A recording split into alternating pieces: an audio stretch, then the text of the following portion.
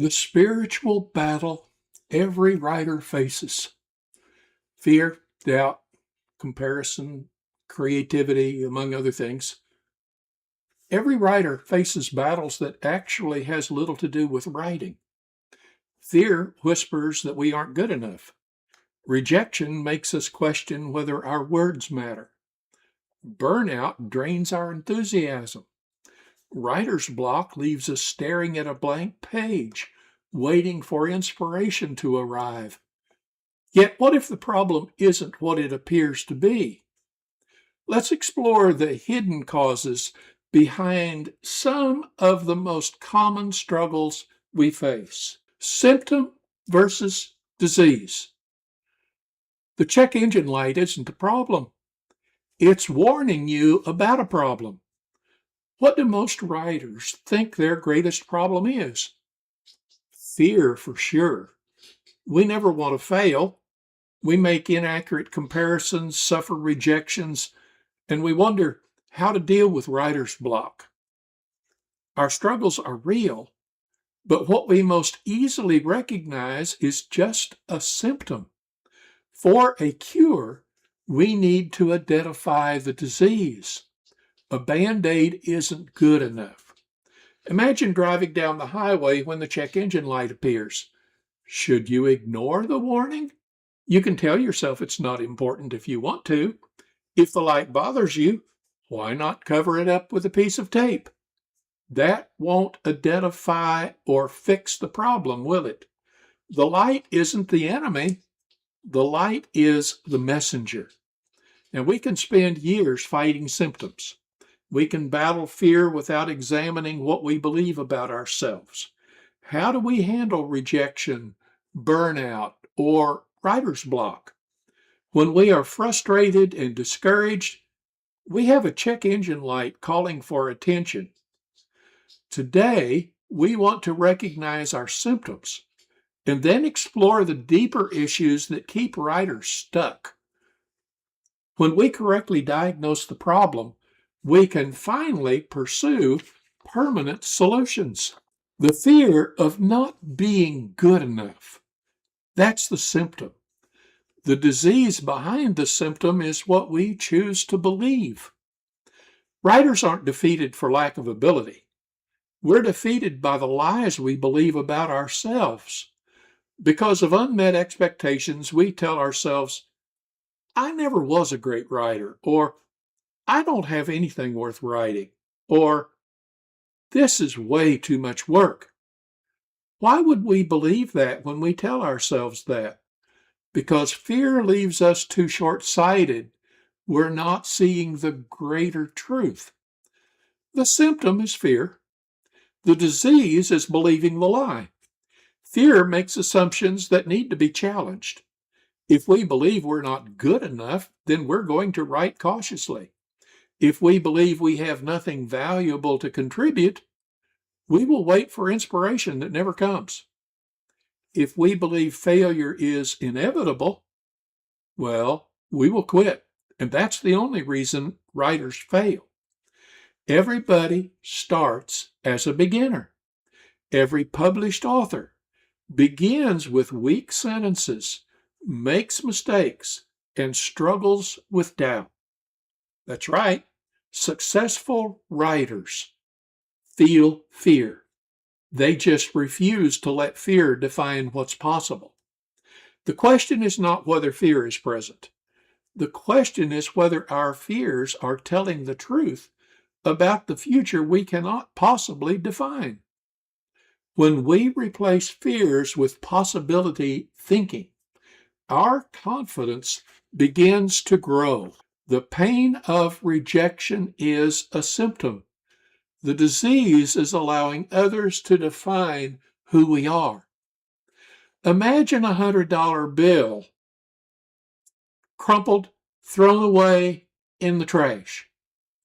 It may be dirty, wrinkled, or ignored by people who pass by, but it hasn't lost its worth, has it? Its value comes from who issued it, not from those who have an opinion about its condition.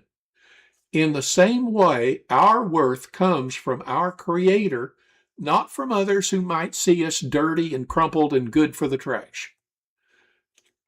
Acceptance can feel wonderful, but it isn't a cure. Great authors can cringe and want to quit from the pain of rejection. They just don't let the naysayers define their value. Criticism may sting, but the truth is, when we're in God's hands, we will be used for His good purpose and will do even better if we know how valuable we are. Creative burnout is the symptom we sometimes have. The disease is losing sight of why the work mattered in the first place. Burnout is often misunderstood. We think we're overworked, so we need to cut back and get some rest. Take a vacation. Actually, our lack of energy comes from a loss of focus.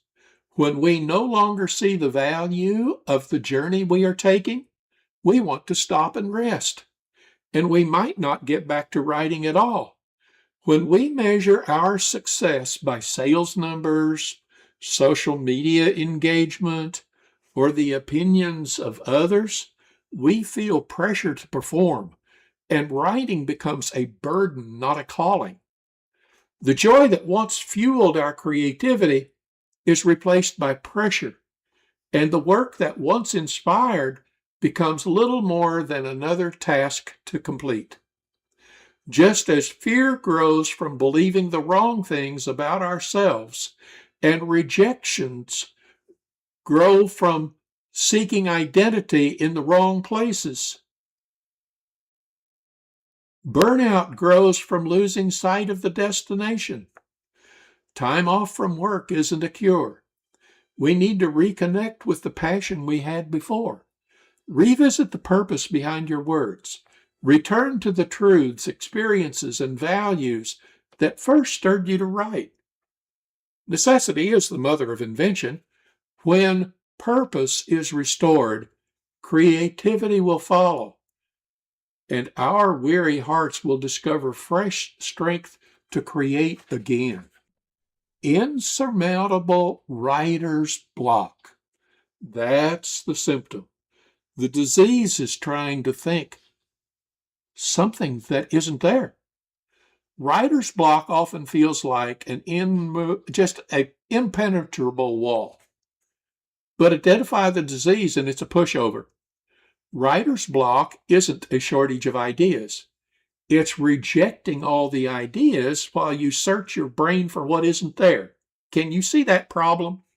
We sit staring at a blank page, waiting for inspiration to arrive, convinced that the perfect thought is somewhere just out of reach. Well, writers frequently become stuck because they're trying to think their way to a destination without taking the first step of the journey. Creativity is not found by waiting for a thought to show up. Begin with the idea you already have, no matter how incomplete it seems. Ask questions, follow a thread of curiosity, research unfamiliar details, write scenes, examples, or observations. One thought inevitably leads to another, and what appears useless will lead to something remarkable. Most great discoveries in writing aren't revealed at the beginning.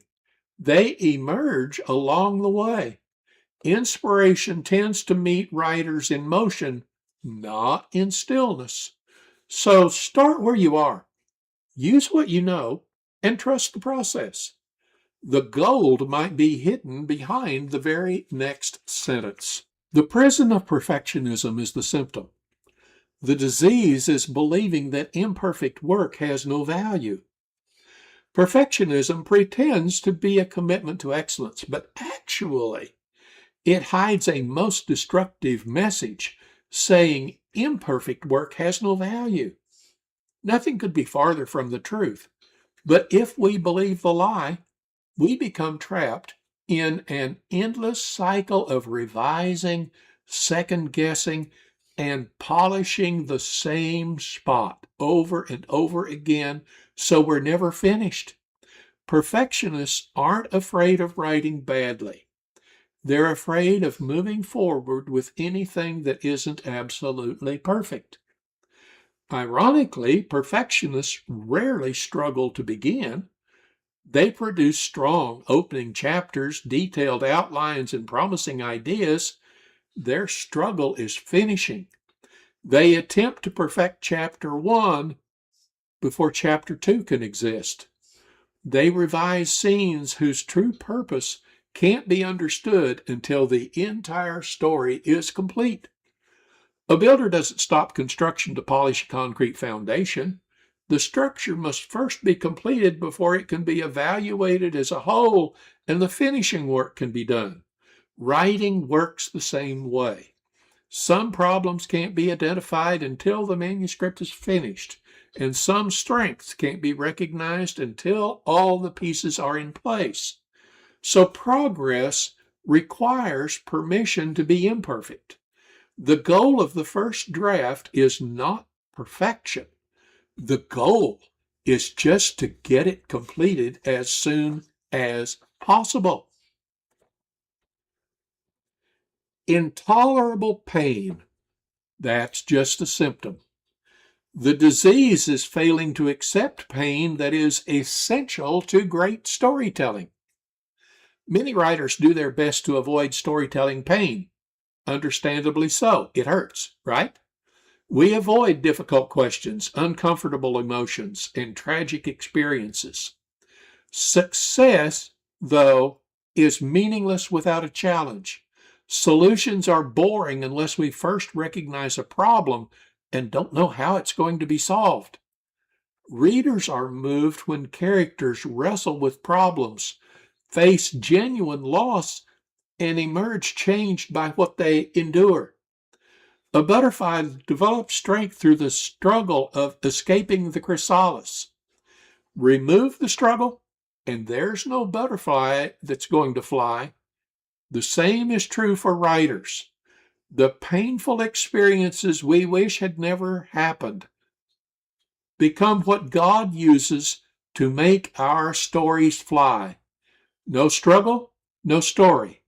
No pain, no gain. When we revisit painful moments in our writing, we aren't returning as victims. We return as witnesses to what God works in our lives. We aren't reliving the wound. We're reliving the healing that comes at the end. And the process of pain is what gives the victory meaning.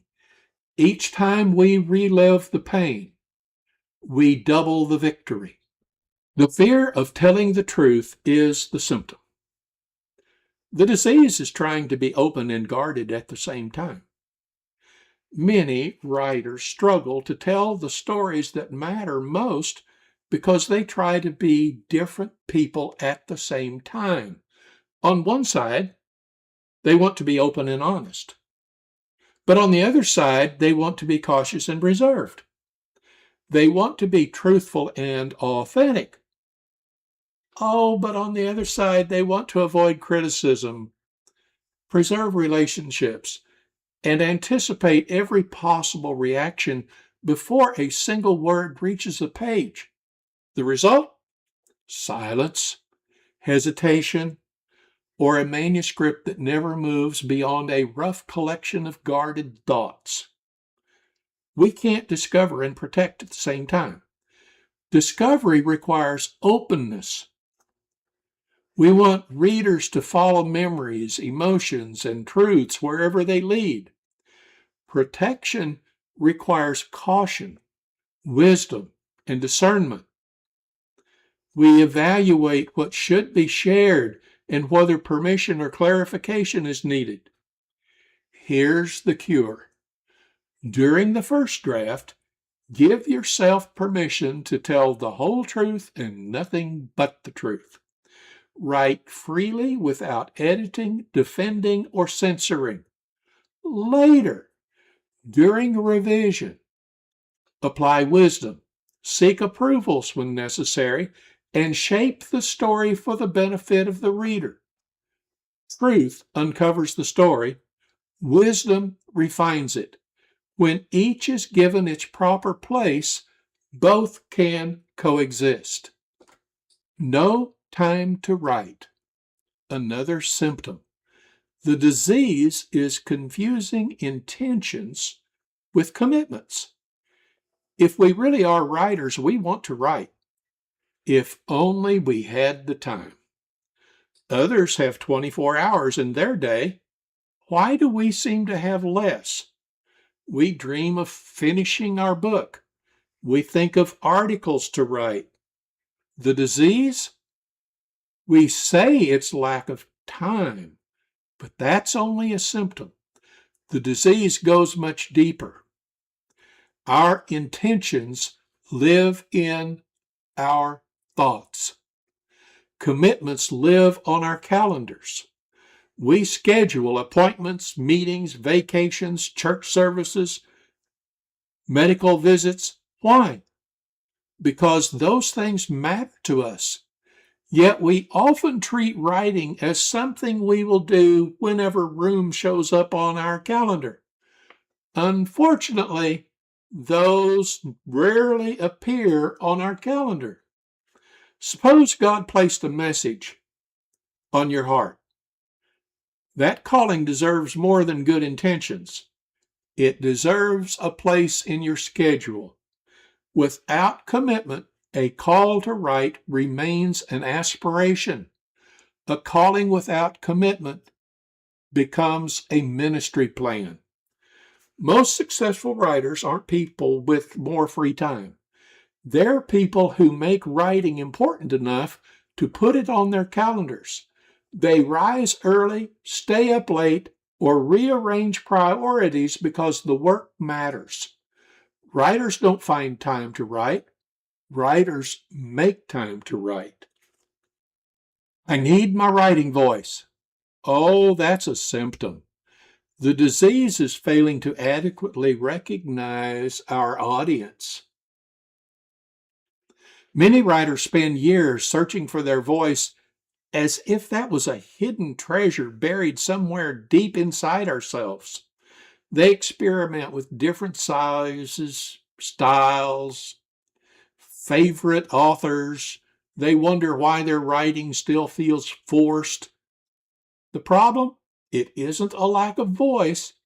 It's a lack of clarity about who we are trying to reach. Voice naturally adapts to our perception of the audience. Imagine explaining a fire truck to a curious 3-year-old girl sitting in the chair across from us. What would you do?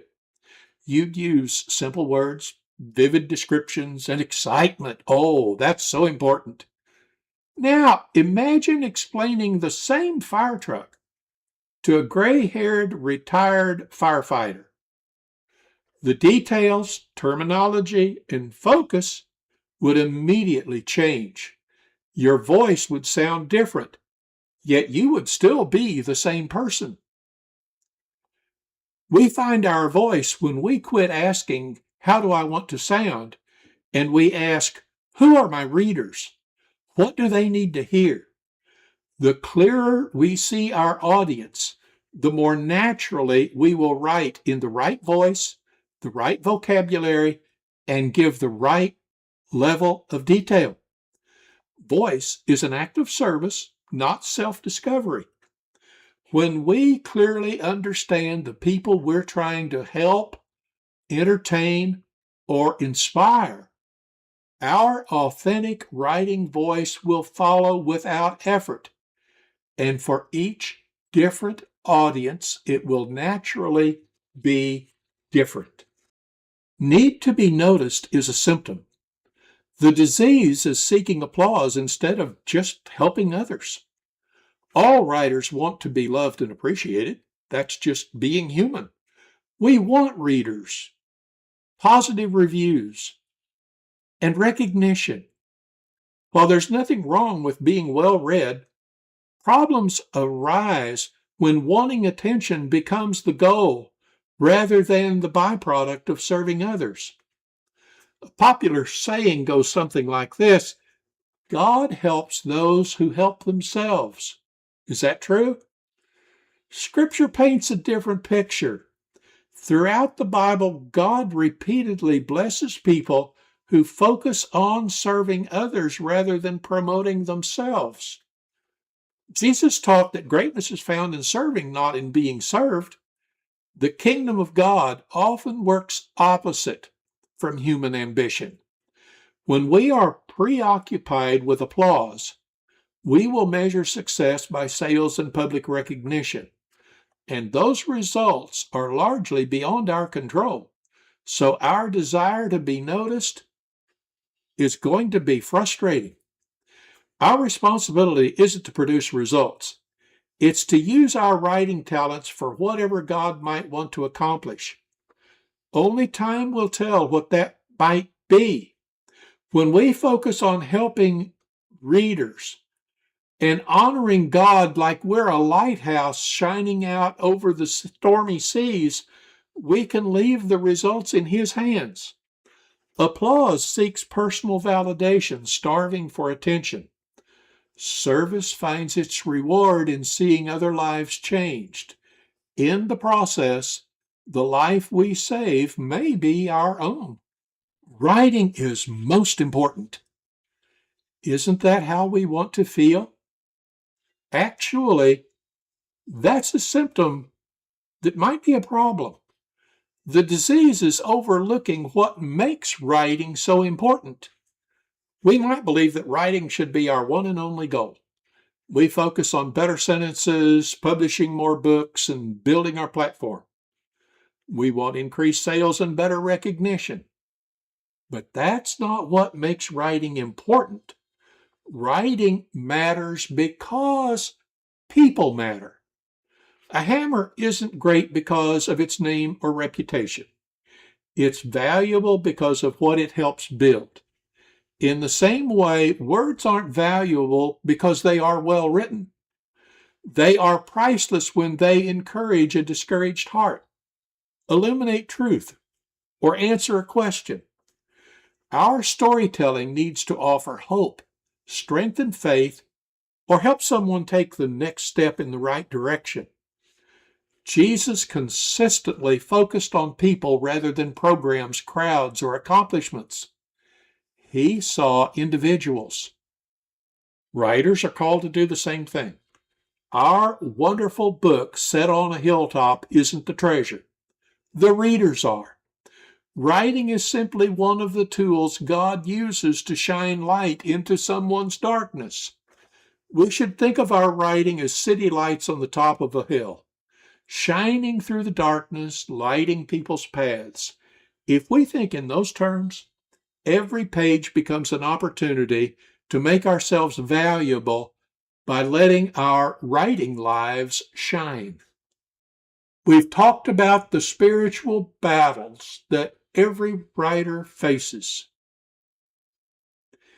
Yet beneath each struggle lies a deeper concern.